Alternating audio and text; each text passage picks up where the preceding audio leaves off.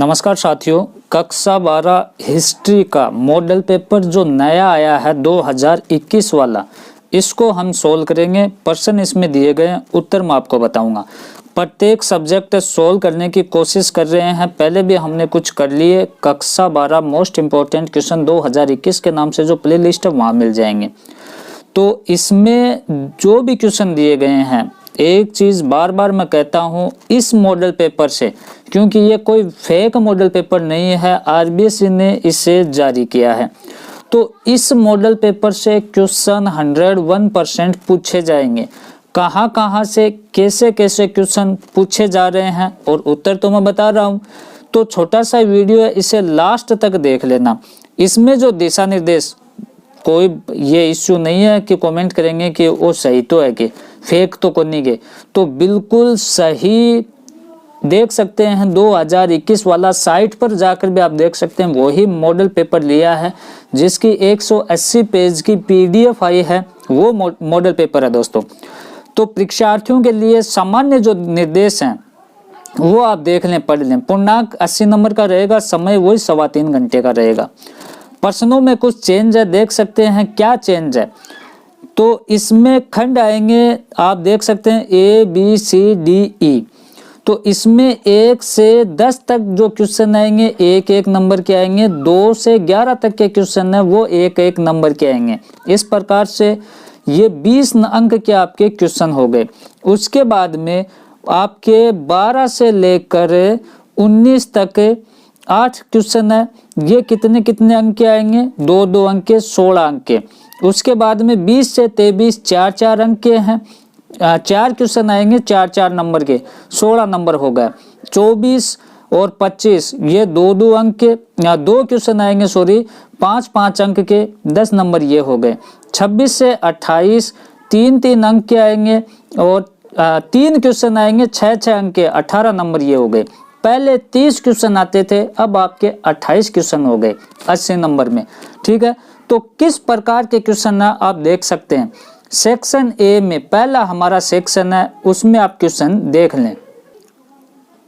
आप देखें दोस्तों, पहला प्रश्न है, देख सकते हो दिए गए बहुविकल्प प्रश्न है आपके 1 से 10 तक, उसके उत्तर आपको उत्तर पुस्तिका में लिखने हैं। तो इसमें हिंदी और इंग्लिश दोनों मीडियम वाले बच्चे से ध्यान से देखें। यात्रियों का राजकुमार किसे कहा जाता है? पहला क्वेश्चन, यात्रियों का राजकुमार, आपको सही करना है, ह्वेनसांग को यात्रियों का राजकुमार कहा जाता है। दूसरा क्वेश्चन आप देखें, सिंधु घाटी सभ्यता में विशाल गोदीवाड़ा का अवशेष कहाँ से मिले हैं? तो हमारा उत्तर होगा लोथल से मिले हैं। तीसरा क्वेश्चन देखें, राज तरंगिणी के लेखक निम्न में से कौन है? दोस्तों, राज तरंगिणी के लेखक कल्लन है, सी ऑप्शन आपका सही हो जाएगा। निम्न में से कौन हर्षचरित पुस्तक के रचयिता हैं? तो दोस्तों, हर्षचरित पुस्तक के लेखक हैं बाण भट्ट। नेक्स्ट क्वेश्चन आप देखें, वेदों की ओर लौट चलो का नारा निम्न में से किसने दिया? तो इसमें आपके पास 4 ऑप्शन है। सही ऑप्शन है स्वामी दयानंद सरस्वती। सुभाष चंद्र बोस का जन्म किस स्थान पर हुआ था? दोस्तों, सुभाष चंद्र बोस का जन्म कटक पश्चिम बंगाल में हुआ था। नेक्स्ट आप देखें, ए ऑप्शन हो जाएगा इसमें। बंगाल का विभाजन किस वर्ष हुआ? 1905 में हुआ। तराइन का प्रथम युद्ध किस वर्ष लड़ा गया? तराइन के 2 युद्ध हुए, पहला 1191, दूसरा 1192। पृथ्वीराज चौहान मोहम्मद गौरी के बीच हुए। पहले में पृथ्वीराज चौहान की जीत होती है और दूसरे में मोहम्मद गौरी की जीत होती है। तो हमें कौन सा पूछा है? तराइन का प्रथम युद्ध किस वर्ष लड़ा गया? तो उत्तर हो जाएगा 1191। निम्न में से किस अधिनियम द्वारा प्रांतों में द्वैत शासन लागू किया गया? प्रांतों में द्वैत शासन है दोस्तों 1919 के अधिनियम के द्वारा लागू किया गया। राजस्थान में 1857 में स्वतंत्रता संग्राम का प्रारंभ निम्न में से कहाँ हुआ? तो 6 सैनिक छावनियां थी, उनमें से नशीराबाद सैनिक छावनी से इसका प्रारंभ हुआ। राजस्थान की बात कर रहा है। नेक्स्ट क्वेश्चन आप देखें, दूसरा 10-10 नंबर के 10 क्वेश्चन हमने देख लिए, बहुत ही सिंपल थे। अगर आपने मेरे साथ हिस्ट्री पढ़ी होगी, मोस्ट इंपोर्टेंट क्वेश्चन देखे होंगे तो इजी लगेंगे। और साथ ही एक चीज बताना चाहूंगा कक्षा 12 history political geography Rajasthan board के मेरे पास ऐसे शॉर्ट नोट हैं, बहुत ही अच्छे नोट्स हैं दोस्तों। तो वो अगर आपको चाहे तो इस चैनल की कम्युनिटी में उनकी डिटेल दी गई है, कैसे क्या मिलते हैं, वो आप जरूर ले लें, जिससे आप बेहतरीन स्कोर कर सको कम समय में। अब की बात छोटे क्वेश्चन आने वाले, आप देख सकते हैं कितने छोटे क्वेश्चन दे रखे हैं। मुख्य रूप से किस प्रशस्ति में समुद्रगुप्त की विजयों का उल्लेख मिलता है? दोस्तों मुख्य रूप से प्रयाग प्रशस्ति में। कौन सी प्रशस्ति में? प्रयाग प्रशस्ति में। मौर्य काल में जन कल्याण हेतु सुदर्शन झील का निर्माण किस शासक के काल में हुआ? तो आपको यहाँ शासक का काल पूछा है, तो चंद्रगुप्त मौर्य के काल में। नेक्स्ट क्वेश्चन देखें, चीनी यात्री फायान किस गुप्त शासक के समय भारत आया था? तो आपको लिखना चंद्रगुप्त विक्रमादित्य के काल में चीनी यात्री फायान भारत आया था। 5वां क्वेश्चन देखें, महाराणा प्रताप का जन्म किस दुर्ग में हुआ था? कुमलगढ़ दुर्ग में हुआ था, जो वर्तमान में राजसमंद जिले में है।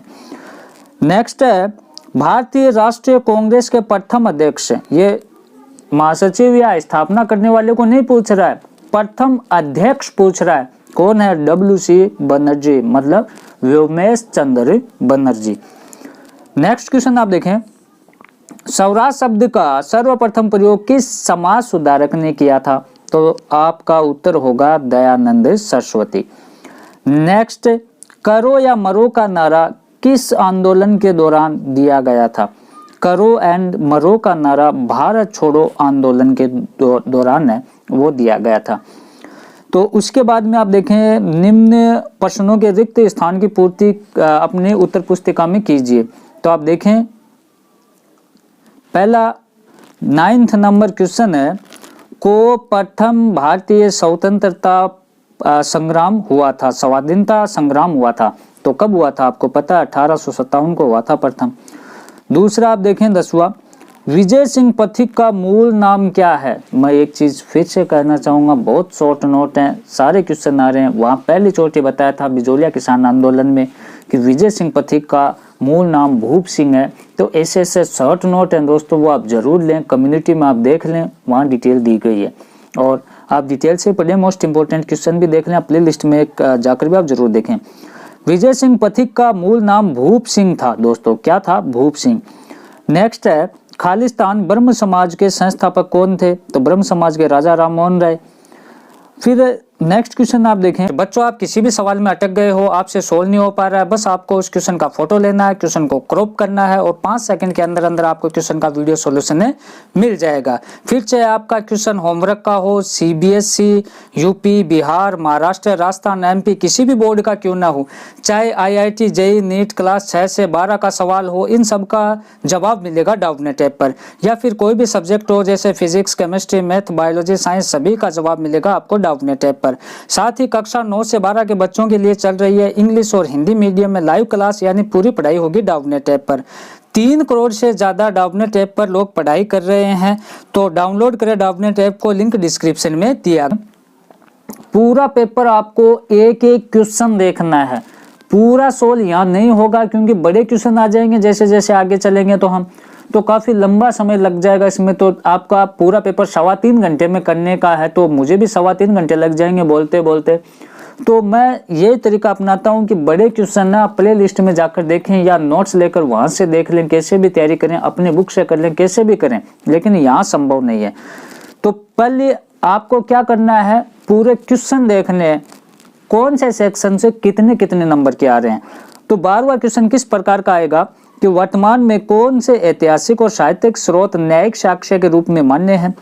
चाणक्य के अर्थशास्त्र की मुख्य विषय वस्तु क्या है? धर्म के प्रतिपादन हेतु अशोक के व्यवहारिक उपायों की लिखिए। यदि आप खानवा के युद्ध में राणा सांगा के स्थान पर होते तो किन त्रुटियों से बचने का प्रयास करते? राजा राममोहन राय के धार्मिक सुधारों प्रयासों का संक्षिप्त वर्णन कीजिए।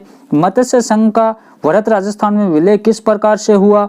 और आप कैसे कह सकते हैं कि 1857 राजस्थान में 1857 के स्वतंत्रता संग्राम में यदि देशी रियासतों के शासकों का सहयोग होता तो परिणाम भिन्न होते, हम जीत भी सकते थे। नेक्स्ट है, यदि आप विश्व की दूसरी सबसे लंबी दीवार विष्णु ध्वज देखना चाहते हैं तो आप कौन कौन से स्थानों का भ्रमण करेंगे। नेक्स्ट सेक्शन सी के क्वेश्चन आप देखें, बहुत ही अच्छे क्वेश्चन है दोस्तों, बहुत ही अच्छे क्वेश्चन, प्यारे क्वेश्चन। देखें, सिंधु सरस्वती सभ्यता के नगर नियोजन की उन विशेषताओं का उल्लेख कीजिए जो सवस्था के लिए आज भी प्रासंगिक है। सिंधु कालीन सभ्यता के धार्मिक जीवन की उपलब्धियों का उल्लेख कीजिए जो आज भी प्रचलित है। तराइन के द्वितीय युद्ध में पृथ्वीराज चौहान की पराजय के प्रमुख कारण लिखने हैं। पृथ्वीराज रासों के अनुसार जयचंद और पृथ्वीराज के मध्य संघर्ष के कारणों का उल्लेख कीजिए। अर्जुनलाल सेठी ने क्रांतिकारी गतिविधियों में किस प्रकार योगदान दिया। इसके अथवा में गोविंद गुरु ने भीलों के सामाजिक व नैतिक उत्थान के लिए किस प्रकार योगदान दिया, उल्लेख कीजिए। पूरा का पूरा अर्जुनलाल सेठी, गोविंद गिरी, नोट्स में पूरा का पूरा मिलेगा। 1857 के मुख्य परिणाम बहुत अच्छे से बताए गए हैं मेरे द्वारा। भारतीय सैनिकों द्वारा चर्बी वाले कारतूस का विरोध 1857 के संग्राम का तात्कालिक कारण था, स्पष्ट कीजिए।